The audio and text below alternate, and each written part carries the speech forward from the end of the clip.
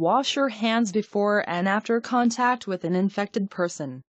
In standard or universal precautions, all bodily fluids from the infected person are considered contagious. Hand washing is one of the most standard ways that you can avoid becoming infected once you have had contact with an infected person. When you rub your hands together while washing them, you remove the microorganisms that could be present. Wash for the appropriate amount of time, or use hand sanitizer. According to the World Health Organization, the ideal duration of washing your hands is to sing the Happy Birthday song 2 times while you wash. You can also use an alcohol-based hand sanitizer as an alternative if soap and water are not available. Alcohol-based hand sanitizer can kill microorganisms by dissolving their cellular membrane. Take precautions against diseases that are transmitted through direct contact. Infections can be spread through stool, urine, vomitus, wound drainage, and other bodily fluids. These are considered forms of direct contact. Diseases can also be spread when you touch something that an infected person has touched. This is called indirect contact. You can use personal protective equipment to guard against both direct and indirect contact. Take precautions against diseases that are spread through droplets. If you are taking care of someone who is sick, you should wear a face mask in case the person sneezes or coughs. When a person sneezes or coughs, microorganisms can be projected into the air. However, they do not remain in the air for long, but face masks can still help to protect you. Protect yourself from airborne diseases. Airborne diseases specifically spread through the air. The disease particles are very small, so a specific mask must be used. Get an N95 face mask that can protect you against these tiny airborne diseases. Keep in mind that a person who is infected with an airborne disease will be kept in a special room at the hospital.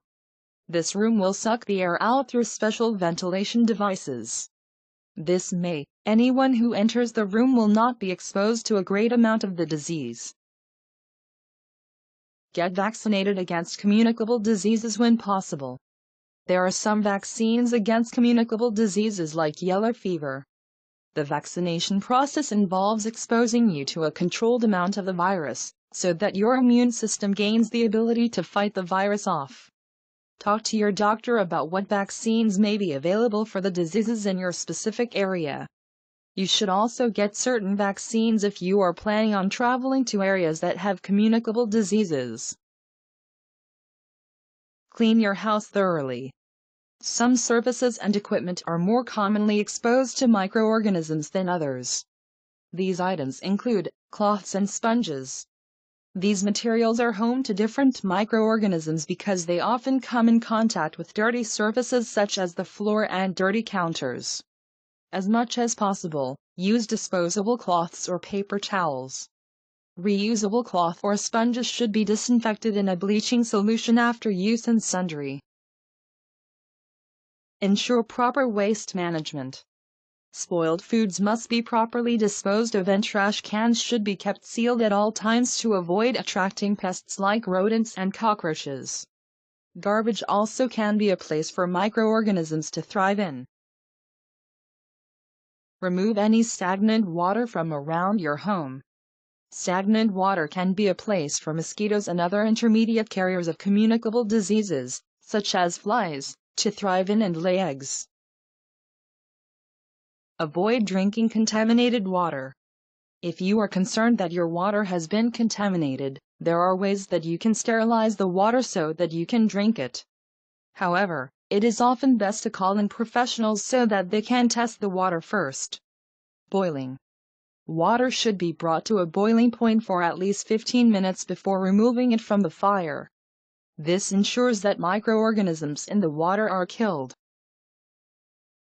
Avoid eating street foods. It is hard to know how street foods have been prepared, so try to avoid them as much as possible. If food is undercooked or prepared in dirty environments, there is a good chance that it could cause you to get sick. Practice safe sex. There are communicable diseases that can be transmitted through unprotected sexual intercourse.